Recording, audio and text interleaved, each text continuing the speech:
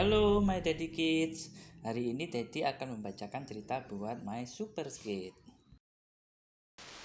Cerita hari ini mengenai kura-kura dan kelinci yang baik hati.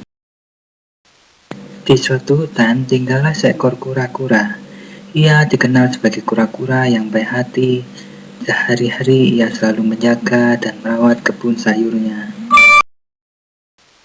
Ia menanam sayur bukan untuk dirinya sendiri, melainkan untuk semua temannya yang berada di hutan. Setiap 1 minggu sekali ia selalu memanen hasil dari kebun sayurnya dan kemudian dibagikan kepada teman-temannya. Oleh karena itu teman-temannya juga baik kepadanya.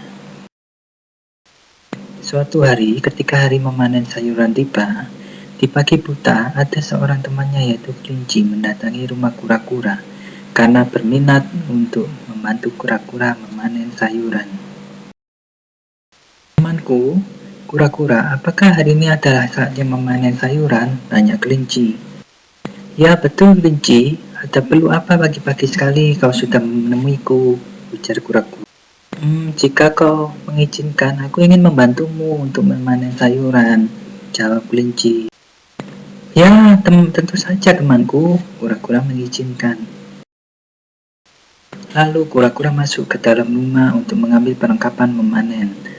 Kelinci pun menunggu di luar dengan sabar. Setelah selesai mengambil perlengkapan, kura-kura dan kelinci pergi untuk memulai memanen. Mereka pun mulai memanen dan bekerja bersama-sama. Di tengah itu lewatlah kancil dan monyet. Hei kancil, coba lihat si kelinci membantu kura-kura memanen sayuran, ujar monyet. Ya, aku melihatnya, padahal kelinci itu hanya pura-pura baik pada kura-kura. Apa maksudmu pura-pura? Tanya monyet. Sebenarnya kelinci itu hanya ingin mendapatkan jatah sayuran yang lebih banyak. Oleh sebab itu dia membantu kura-kura panen, ujar Kancil dengan nada sinis. Kancil dan monyet pun pergi menjauh dari rumah kura-kura. Tak terasa hari semakin siang dan memanen sayuran pun selesai. Setelah itu, kura-kura memerintahkan kelinci untuk memberitahukan kepada semua temannya agar mereka segera berkumpul di rumah sang kura-kura. Beberapa lama kemudian, halaman kura-kura pun telah dipenuhi oleh temannya yang mau mengantri mendapat sayuran. Namun, kebanyakan dari mereka merasa heran, karena tak seperti biasanya kura-kura dibantu oleh kelinci. Tak lama kemudian, kura-kura membagikan sayurannya seperti biasanya. Dan kelinci pun membantu kura-kura. Di tengah-tengah itu ada seorang teman yang bertanya. Kelinci, tak biasanya kau membantu kura-kura? Ya, karena setiap kali panen tiba, kura-kura selalu mengerjakannya sendiri. Oleh sebab itu aku membantunya, jawab kelinci. Wah, kau baik sekali kelinci, sahut teman lainnya. Ya, karena itu sudah menjadi kewajiban kita untuk saling membantu teman, ujar kelinci. Tak terasa pembagian sayur pun selesai. Namun kura-kura merasa aneh karena ia tidak melihat kancil dan monyet berkumpul untuk mengambil sayuran. Kemudian kelinci bertemu dengan keduanya dan bertanya, "Hai kancil dan monyet, mengapa kalian tidak ikut berkumpul di rumah kura-kura?" "Untuk apa kita ke sana? Bukannya jatah sayurnya pun sudah kau ambil semua," ujar monyet. "Apa maksudmu monyet?" tanya kelinci heran. "Sudahlah, kau jujur saja. Kami juga sudah tahu bahwa kau itu hanya pura-pura baik pada kura-kura. Itu pun karena kau ingin mendapat jatah sayuran lebih banyak, bukan?" sahut kancil. "Itu semua tidak seperti yang kalian pikirkan, teman. Bahkan aku pun belum mendapatkan jatah sedikit pun," jawab kelinci. "Sudahlah, mari kita pergi," ujar monyet. Kemudian kancil dan monyet pun pergi. Dan saat itu juga kelinci merasa sedih karena telah dituduh oleh kancil dan monyet. Kemudian kelinci kembali ke rumah kura-kura dan menceritakan semuanya kepada kura-kura, dan setelah itu kelinci pergi. Beberapa minggu kemudian sejak peristiwa itu, setiap kali panen tiba, kelinci tidak lagi membantu kura-kura untuk memanen sayurannya. karena ia merasa tidak nyaman atas tuduhan yang diungkapkan kancil dan monyet. Bahkan ketika kura-kura sendiri pun yang sengaja mengajaknya untuk memanen sayuran, kelinci pun tetap menolaknya. Suatu ketika, kancil dan monyet berniat pergi ke suatu tempat.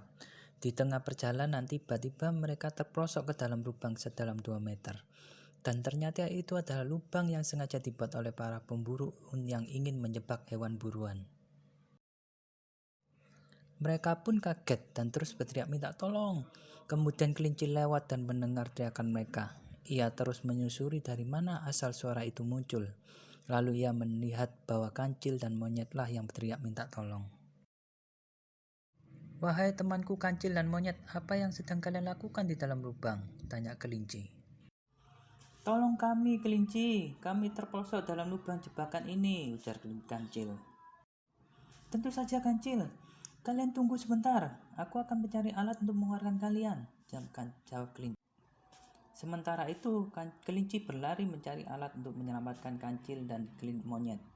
Tiba-tiba, ia menemukan tali panjang dan bergegas menghampiri kancil dan monyet. Sekuat tenaga, ia menarik kancil dan monyet ke atas keluar dari lubang. Tiba-tiba, kura pun muncul dan ikut membantu.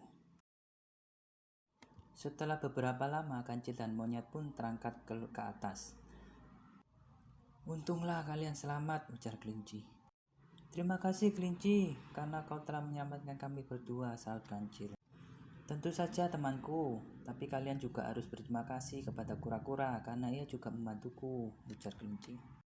"Ya, kami sangat berterima kasih pada kalian berdua, karena jika tidak ada kalian mungkin kami telah dibawa oleh para pemburu jahat itu," ujar monyet.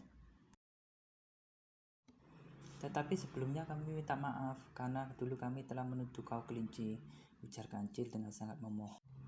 "Aku bahkan sudah lupa hal itu, jadi kalian tidak perlu meminta maaf. Sekarang mari kita pulang bersama," sahut kura-kura.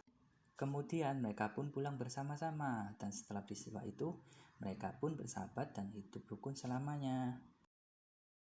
Nah, moral cerita ini buat Daddy Kids. Nah, teruslah berbuat baik kepada orang lain, biarpun kebaikan Daddy Kids dianggap buruk oleh orang lain. Dan beranilah meminta maaf dan berubah menjadi lebih baik jika berbuat salah.